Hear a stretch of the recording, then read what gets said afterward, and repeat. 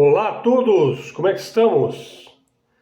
Canal Luz no Fim do Túnel, hoje 15 de outubro, em Dia do Professor. Parabéns ao professor, à professora. Já recebi manifestações de carinho de alunos, de ex-alunos, enfim, é o nosso dia. Portanto, hoje nós estamos em casa, né? Tranquilos, né? Então, parabéns a todos. Vocês fazem toda a diferença.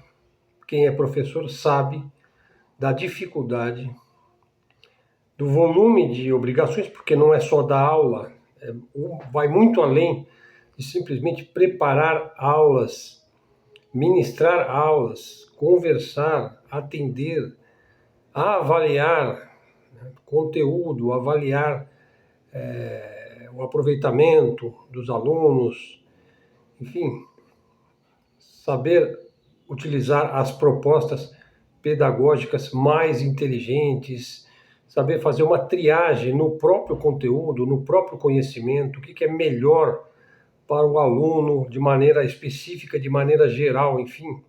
É um trabalho muito grande.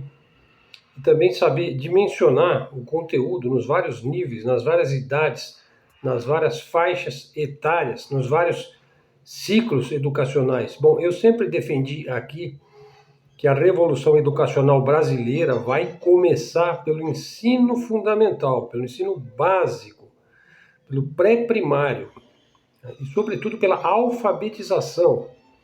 Ela deve ser fonética e silábica, como na época dos nossos avós. Eu acho que as coisas que deram certo, elas devem ser mantidas.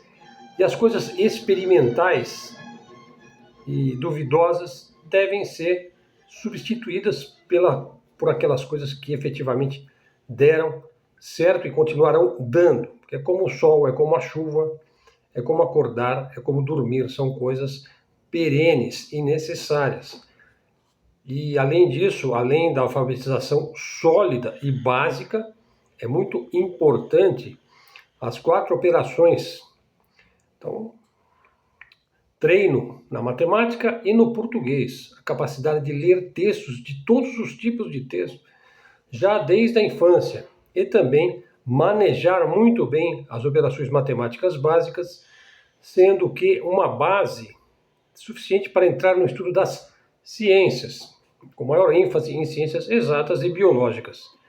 E um pouquinho mais à frente, já no ciclo secundário, é que se começa efetivamente o estudo das ciências humanas, política, geopolítica, geografia, geoestratégia, tudo isso deveria ser matéria corrente, economia, coisas práticas, profissionalizantes, enfim, há muito a se debater sobre o Dia do Professor.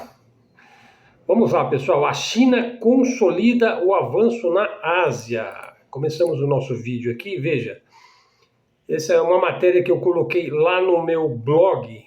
Vocês vão achar como Helderar, com 2 Hs, portanto, helderar.blogspot.com. China consolida avanço na Ásia. O endereço do meu blog está aí na descrição do vídeo. Essa é uma matéria que eu coloquei lá no dia 3 de outubro, né? Eventos recentes no Oriente Médio. Por exemplo, o ataque aéreo israelense em Doha, que ocorreu no dia 9 de setembro, né? Portanto, no mês passado. Isso desencadeou aí teve um grande impacto aí no panorama geopolítico do Oriente Médio, que é melhor dito pela geografia como Sudeste Asiático, né? Ele não é efetivamente um Oriente Médio, né? Bom, mas isso aí é um outro ponto que a gente já abordou em outros vídeos, né? Veja, esse ataque, portanto, o Estado sionista de Israel já atacou 7 países neste ano, né? Apenas neste ano.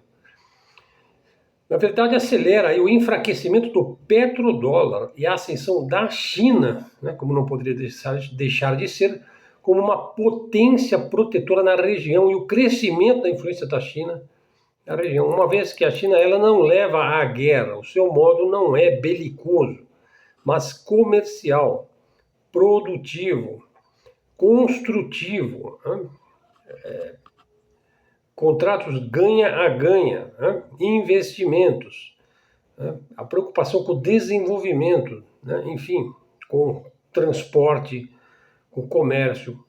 Mas, na verdade, esse incidente aí, que violou a neutralidade do Catar, Doha, então, é a capital do Catar, e resultou na morte de civis durante negociações de paz, corroeu a confiança nas alianças com os Estados Unidos, que, aliás, é o que vem acontecendo quase que numa reação em cadeia. Mais e mais países vão se dando conta que a aliança com os Estados Unidos significa o quê?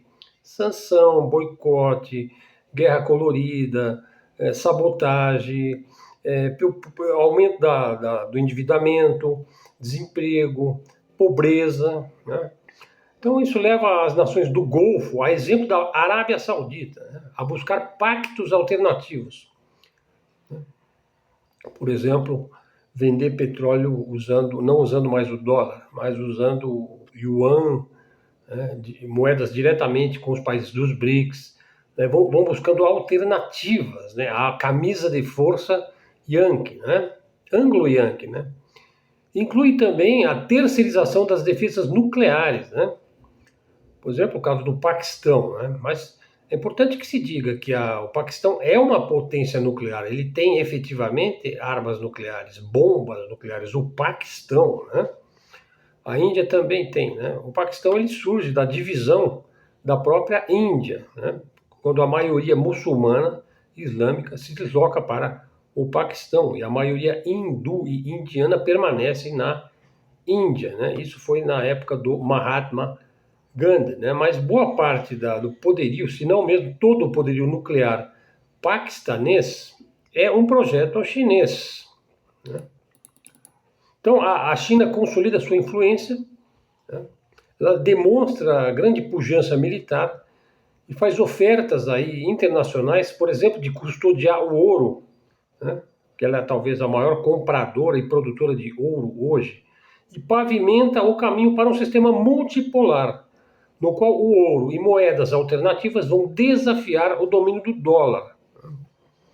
Nesse contexto, a Índia e outros atores respondem à instabilidade global, né, procurando garantir recursos essenciais e procurando ficar cada vez mais independente da camisa de força do atlanticismo, né. Paralelamente, o avanço acelerado da IA, da inteligência artificial e da robótica transforma o cenário laboral e econômico. O mundo do trabalho vem sendo revolucionado aí pelo uso dos robôs, o que gera também aí um choque aí, num mundo que está cada vez mais endividado, principalmente aqui no Ocidente, e que precisa de apoios monetários em larga escala. Empresas como Walmart e Amazon projetam reduções de força de trabalho. A gente tem ouvido muitas notícias aí de que o desemprego começa a crescer nos Estados Unidos, inclusive de apoiadores lá do seu atual presidente, principalmente aquele pessoal da soja. Mas assim, ontem mostrou umas imagens assim que a gente fica estarrecido quando você vê que nos Estados Unidos tem fila da sopa, para quem está na Rua da Amargura. Tem fila da sopa, fila da caridade, para quem está morando na rua, por exemplo, morando numa tenda, né, ou morando num trailer, o indivíduo não tem mais de onde tirar, não tem mais o que fazer, ele não vai voltar para a enxada, né, não tem, está tudo dominado, vamos dizer assim, né? Ele vai para a fila da sopa. Vê, pessoal, militares, famílias inteiras de militares que não estão recebendo lá por conta lá do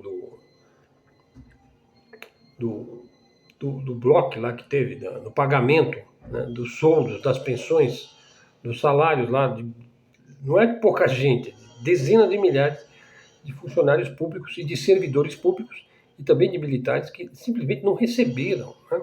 Veja, e ele vai dar lá a primazia, a preferência para o pagamento dos seus militares, né? Bom, então você vê aí que cresce o desemprego, né? Porque quando você vê militares, inclusive o depoimento lá de uma filha de um militar, que ela fala: nunca na nossa família isso aconteceu, da gente ter que ficar na fila da sopa. Nunca, nem na minha geração, nem em nenhuma das gerações, famílias de militares. Porque isso muitas vezes passa de pai para filho durante várias gerações, né? Então, a China lidera em robótica industrial e aplicações práticas de IA, erodindo a competitividade dos Estados Unidos e acelerando a desindustrialização ocidental. Ela não faz isso porque ela é malvada.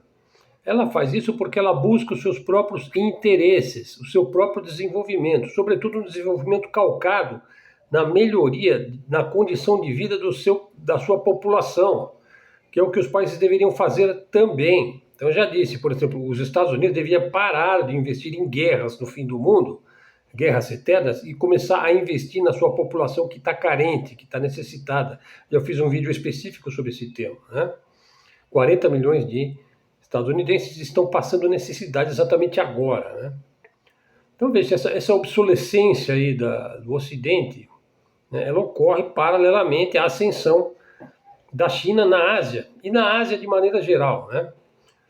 Isso começou muito fortemente quando a China ela adere aí à Organização Mundial de Comércio, né? E começa a investir em ouro, enquanto que o Ocidente começa a ter esse mercado de criptomoedas, uma espécie de um refúgio, né? Mas, na verdade, nós temos hoje um declínio da ordem global baseada em regras, não tem mais regras, né? Você vê, depois que entrou o Donald Trump, aí não tem mais regra nenhuma. Toda regra ele quebra, né? Sem exceção, né? Então, os Estados Unidos vivem um dilema estratégico, né? Veja, ele tem que apoiar incondicionalmente as loucuras do cão hidrófobo lá do Sudeste Asiático, né? O Estado genocida lá, né? Agora teve o cessar-fogo aí, que não é o cessar-fogo. Israel impediu 300 caminhões com víveres, alimentos, remédios de entrarem em Gaza. Segundo se diz, o Hamas está ocupando as posições que as IDF desocuparam depois da negociação aí, por imposição do Donald Trump, enfim. Não sabemos como é que aquilo vai ficar, né? O fato é que há uma perda de influência aí no próprio Golfo, né, do Atlanticismo. Ou seja, há uma transição no próprio Oriente Médio para um sistema financeiro multipolar. E o ouro é que acaba sendo a âncora aí para ser o lastro de grandes liquidações internacionais, né? E a China também estende o seu guarda-chuva nuclear, como eu disse, por exemplo, para o Paquistão, né? Então, é uma época de grandes perigos, né? Você tem aí a automação de postos de trabalho, déficits fiscais, né, que força aí o endividamento, força a emissão maciça de moeda lá do Fed, né? As moedas se desvalorizam, né? Os ativos não estão lastreados, né? Eles estão financiarizados, né? Bom, é isso aí, pessoal. Diante do domínio chinês também em minerais críticos, né, que aliás eu acho que é uma grande sorte para o mundo que a China esteja cerceando o comércio, a venda de terras raras, né? Porque isso aí vai impedir o Ocidente de prosseguir nas suas guerras eternas, nas suas guerras do fim do mundo, né? Vai ficar cada vez mais difícil o Ocidente fazer guerras, como ele fez lá na Guerra do Golfo, né? Quando ele invadiu o Iraque, né? Que mostrou uma força aérea avassaladora, né? Ele não tem mais essa força aérea avassaladora, sobretudo se ele não puder construir e manter a sua tecnologia azeitada, né? Sem as terras raras, né? Sem esses metais, que são metais altamente puros, né? E que são processados, parece que 90% pela tecnologia industrial chinesa, né? Então a China está certíssima em não fornecer mais terras raras, metais de terras raras, os lantanídeos, né? Os ímãs, né? Não fornecer mais para a indústria bélica do Ocidente. Isso faz todo sentido, né? Quando o Ocidente fala sem parar em fazer guerra contra a China. Quer dizer, só se você for louco, você vai armar o teu inimigo, né? Isso não vai acontecer, né? O Breno Altman, ele diz o seguinte: antissemitismo é a essência insana do sionismo. Ou seja, é o sionismo que promove o antissemitismo, né? Veja, quanto mais os judeus mantêm o apoio ao Estado colonial, né, e genocida de Israel, mais antissemitismo vai haver no mundo. Porque as lideranças sionistas se apropriaram criminosamente da identidade judaica. Sionistas não são judeus, esse que é o ponto. E legitimam um regime baseado em supremacia racial, limpeza étnica e fascismo confessional. Tá? Quer dizer, fanatismo religioso. Pessoal, poucos sabem ou entendem o significado de máfia casar. Os sionistas são a máfia casar. Descendem dos antigos cazares, um povo turco-mongol que viveu na Casária, que é a atual Ucrânia, né? Entre o Mar Negro e o Mar Cáspio, ali na região, né? Na porta da Rússia. E que se apossou, esse povo guerreiro, belicoso, feiticeiro, né? Brutal, se apossou da identidade judaica, né? No século VIII. A sua inimizade com os eslavos russos é milenar, é atávica. Os jázaros, forma espanhola de casares, dominam o sistema bancário do Ocidente. Estão entendendo? Veja, é um tema assim que eu acho que é de uma importância crucial. O professor Alfredo Jalife vive explicando isso e tem vasta bibliografia sobre este tema aí seminal, importantíssimo aí da geopolítica. Não deixem de assistir a playlist A Máfia Casar, né, que está aí nas playlists do nosso canal. Né? A maioria das pessoas desconhece a história real. Né? Por exemplo, elas pensam mesmo, graças à propaganda, né? Propaganda essa mantida pela própria máfia casar, né? Veja agora, por exemplo, nos Estados Unidos, parece que o trumpismo aí, o Departamento de Guerra aí do Pete Hegseth, quer censura prévia aos órgãos de mídia. O New York Times, Washington Post, a CNN. Quer dizer, os Estados Unidos já trilha o caminho da ditadura. Né? Pessoal, a maioria das pessoas desconhece a história e pensa que o Estado de Israel de hoje é o mesmo da Bíblia. Nada mais enganoso e mentiroso do que isso daí. Os pastores distorcem a história do povo judeu. É uma coisa terrível. Eu fiz uma pesquisa básica aí ontem, mas eu não vou trazer porque eu já trouxe em outros vídeos sobre o sistema eleitoral brasileiro. Né? E realmente você não consegue provar efetivamente que houve fraude na eleição de 2022, no final do ano lá, quando nós votamos, né, para presidente. Tinha dois nomes na cédula, Lula e Bolsonaro. Né? Daí que a PGR está desmascarando aí o núcleo 4 por ataque às urnas, né? As milícias digitais. Então, tem uma matéria aí do Luiz Nassif, né, da GNN, que eu também indico para vocês. Veja agora, a reunificação da Alemanha é vista como um erro. Os alemães, ou vamos dizer, uma boa parte dos alemães, desejariam um retorno ao modo de vida soviético. Não é incrível isso? Veja, no leste da Alemanha, o número de insatisfeitos chega à metade dos entrevistados. Foram feitas pesquisas ali no leste da Alemanha. Daí, veja só, colocaram um chanceler lá, o Merz, né, que é muito conhecido por sua política russofóbica. Quer dizer que é um continente dominado pelos Estados Unidos. Né? Dominado. Mentalmente dominados. Pessoal, um dos organizadores da agressão contra a Líbia, né, e do assassinato de Muammar Gaddafi, né, foi o ex-presidente da França, o Sarkozy. Né? Veja, e finalmente chegou nele. Né?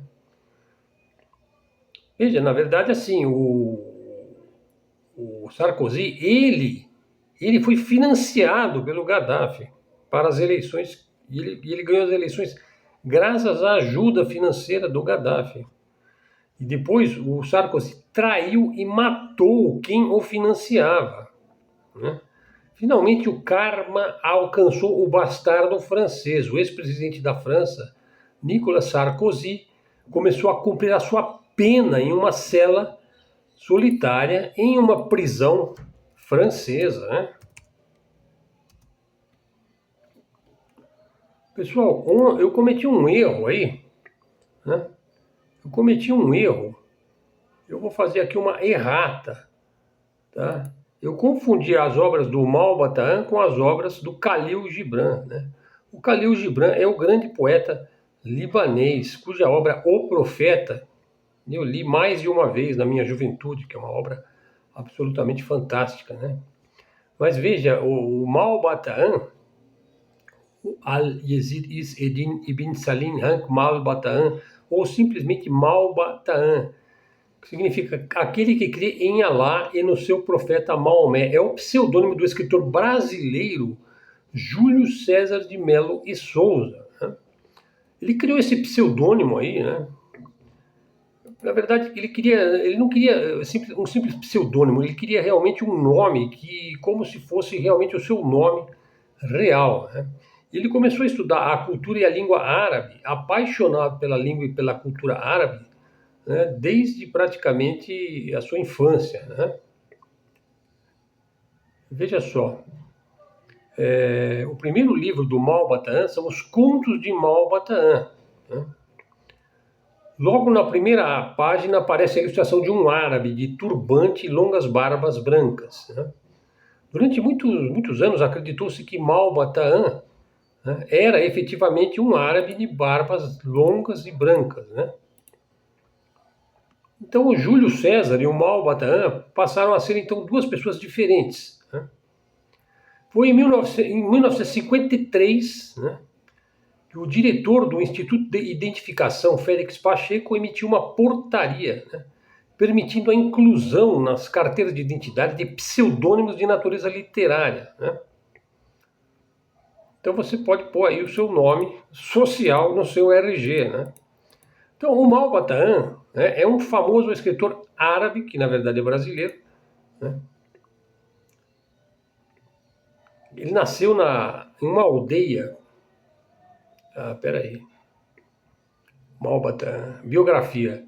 Então ele é brasileiro, vamos ver. Então ele veio para o Brasil muito jovem, né? Porque se ele nasceu numa aldeia conhecida como Musalit, próxima do centro islâmico dos muçulmanos, próxima à cidade de Meca, em 1885.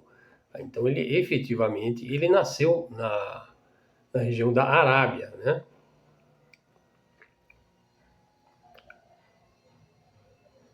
Depois ele estudou no Cairo,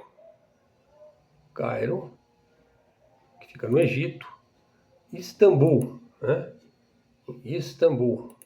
Opa, peraí. Travou aqui. Travou.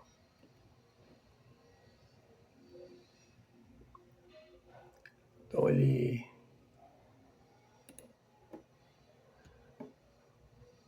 O Malba seguiu seus estudos no Cairo, no Istambul, e depois ele recebeu uma herança de seu pai e resolveu viajar pelo mundo, né? Daí ele passou pela China, pelo Japão, pela Rússia, pela Índia. Ele teria estado por um tempo, ele viveu no Brasil, né?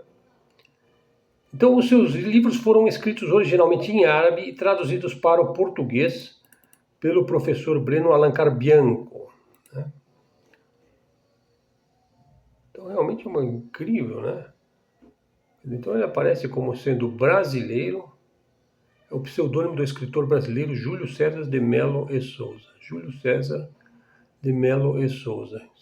Peraí. Então, existia um Malbataan. O Júlio César de Melo e Souza que recebeu o pseudônimo Malbataan em 1953. Então, na verdade, ele é um personagem, né? Ele utilizou lá o nome de um famoso escritor árabe, né? E ele criou até mesmo um pseudônimo para o tradutor dos livros, né? Malbataan, então, significa o moleiro de Malba, sendo Malba a denominação de um povoado ao sul da Arábia. E Tahan, Malbataan, significa moleiro, aquele que prepara o trigo. Então, na verdade, ele é um brasileiro mesmo e que usou o nome de um escritor árabe, né, que nasceu lá Agora está esclarecido, né?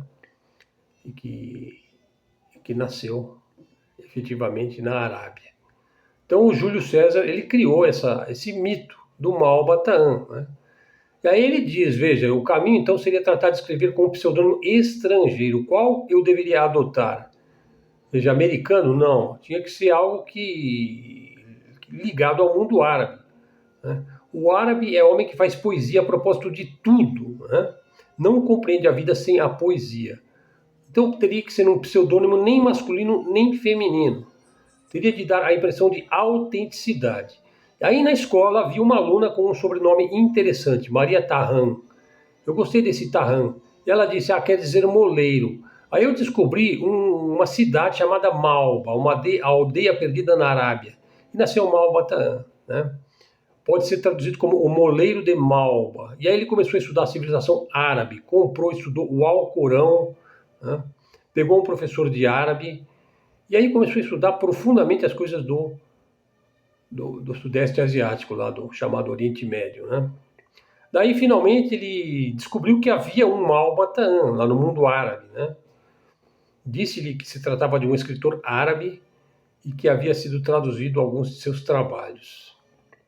O fato é que, em homenagem ao Malbataan, o nosso Malbataan, o dia 6 de maio é decretado como o dia do matemático, né? Por quê? Porque ele escreveu uma obra absolutamente fantástica, que é O Homem que Calculava, né? Veja, ao longo de sua vida, o Júlio César, o nosso Malbataan, escreveu 120 livros, 69 de contos e 51 de matemática recreativa, didática da matemática, história da matemática, ficção infanto-juvenil, né?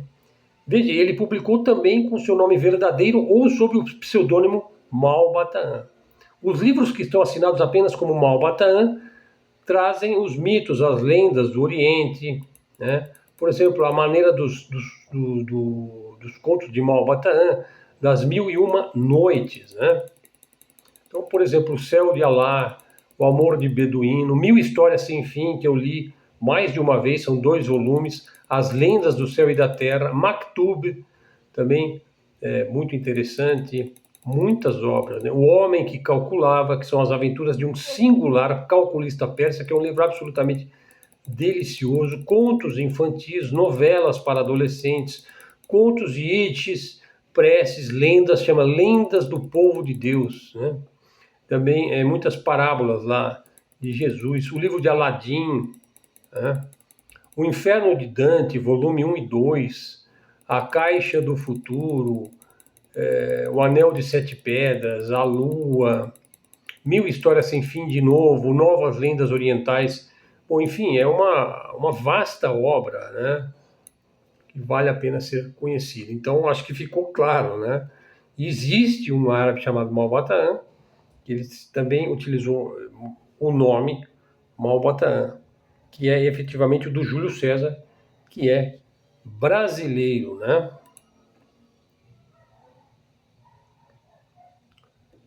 Bom, acho que vamos ficando por aqui.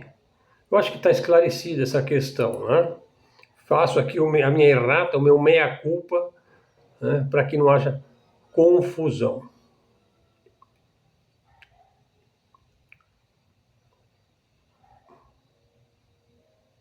Pessoal, aqui, ó, para terminar o vídeo, veja, mísseis capazes de atingir 15 quilômetros de altura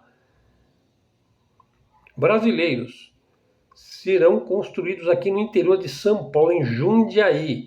Veja, ali vai se constituir a base da defesa antiaérea do Brasil. O quartel de Jundiaí já está sendo preparado para receber armamentos de altura média, né, e que podem atingir um alvo em um raio de até 40 quilômetros. A Jundiaí parece que foi escolhida aí porque permite um transporte rápido. Por exemplo, se for o caso, né, de levar para o Porto de Santos. E a instalação já está sendo preparada, enfim, é um projeto de longo prazo, do Estado brasileiro visto no longo prazo, e não do governo XYZ, que é isso que precisamos. Precisamos de um projeto de país. Veja, nesse momento em que se discute a estatização da Vibraz, e que está em curso aí uma PEC do deputado Kim Kataguiri sobre a pertinência de termos ou não armas nucleares, né? O deputado Guilherme Boulos também está aí na defesa da Vibraz. Você vê, para mim não importa se é de esquerda, de direita, importa se é do interesse do Brasil, do interesse dos brasileiros, de interesse nacional, né? Pessoal, olha só, o Lula vive chamando o Bananinha, que vocês sabem bem quem que é, de meu garoto camisa 10, pois que foi graças ao Eduardinho que o Lula despontou novamente como grande nome aí para 2026. Então a gente pode prever aí, não sem uma certa melancolia, né? Porque a política brasileira é isso daí, pessoal, né? Ela não é boa nem má, ela é o que tem que ser, né? A política ela tem que melhorar, né, na medida em que nós tivermos um projeto de país, né, liderado aí pela maioria do povo brasileiro, né? A gente pode prever aí que o Bolsonaro e o filho dele vão estar presos ano que vem, né? E o Lula já saiu na frente, né? Este animal político, esse instinto político avassalador, né? Veja, lá nos Estados Unidos também a coisa está complicada, hein? O Trump parece que vai cair a qualquer momento, hein? O cara do Deep State é o J.D. Vance, o sionista, o militarista, o financeirista. Esse é o cara do Deep State. Aí o Larry Fink, que é o CEO da BlackRock, ele diz o seguinte: ó, se o Trump não sair por livre e espontânea vontade, o mercado vai tirar ele, hein? Vai tirar ele. Pessoal, então chegamos ao fim aqui de mais um vídeo do nosso canal. Obrigado aí pela sua presença. Não deixe de nos dar o like. Pessoal, o like é de graça, hein? Canal Luz no Fim do Túnel. Foi seu interlocutor Helder Araújo, que se despede agradecido pela sua atenção. Obrigado a todos e até a próxima.